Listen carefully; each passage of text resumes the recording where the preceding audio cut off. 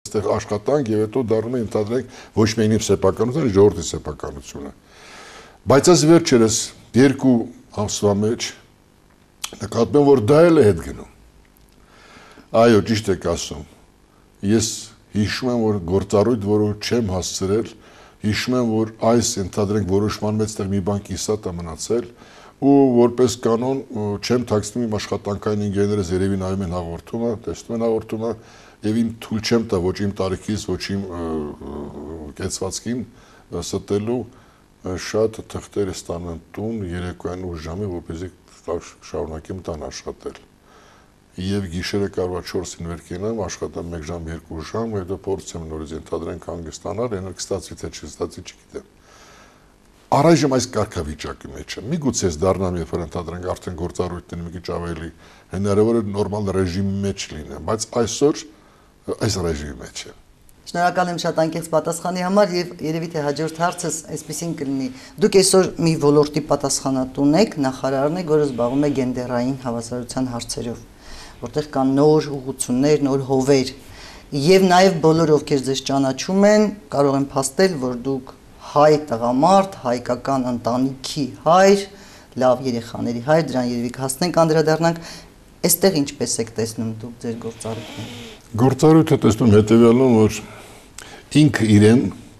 երկրի զարգացման հետ միասին գենդերային խնդիրների մեկ ինքը իրեն լուծում է ստանում։ Մենք փորձենք իհարկե բոլորս էլ կառավարություն, ազգային ժողովը, քանի որ մենք համաձայնության եկել Եվրոխորհուրդ անդամագրվելու եւ հետեւաբար մենք բոլոր խնդիրները պետք է անենք, որ գենդերային խնդիրը մեզ մոտ լավ լուծում ստանա։ Սակայն պետք է անկես հետադարձ հայացք գցենք, տեսնենք, որ այսօր արդեն բավականին շարժ կա։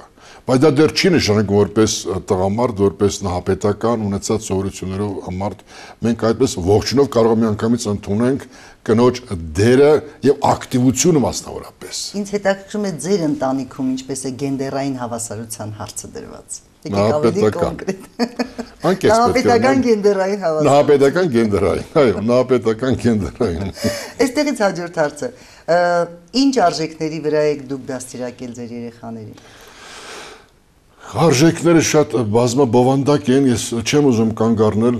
ես մենակ մի բան կարող եմ նախադասությամբ ասել, արժեքների գնահատականը, որ այսօր ես չեմ ամաչում երեխաների համար։ Կարծում եմ դրանով ամեն ինչ ասված է, եւ նաեւ մի հարց, որ շատ կուզենայի տալ, եւ որպես մարդ, եւ որպես միգուցե մեր հաղորդման երկրորդ մասում Սատան որպես նախարար, բայց այսպես հնչի։ Ինչ երազանքներ ունի նախարար եւ մարդ Մխիթար Մնացականյանը։ Որպես մարդ երազանքս չեմ կարծում թե ինչ որ մեկին հետաքրքրված է ինձ կամ իմ ընտանիքի երազանքները, որպես մարդ, որպես քաղաքացի կուզենայի ընդհանրապես ասել, միգուցե դա շատ տարօրինակ հնչի նույնիսկ։ Երազում եմ մի գեղեցիկ օր գա մեր երկրի հասարակային վիճակին, որ փողոցում խոշոր բիզնեսմենին կամ նախարարին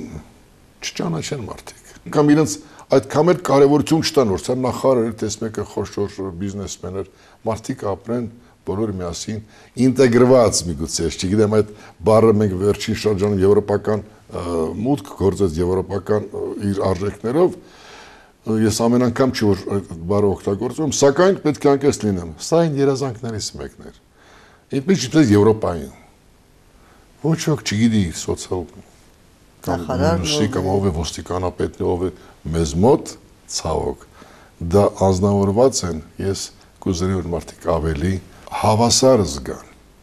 եւ չինովնիկը բոլորին պարտադիր չի, որ իր կեցվածքով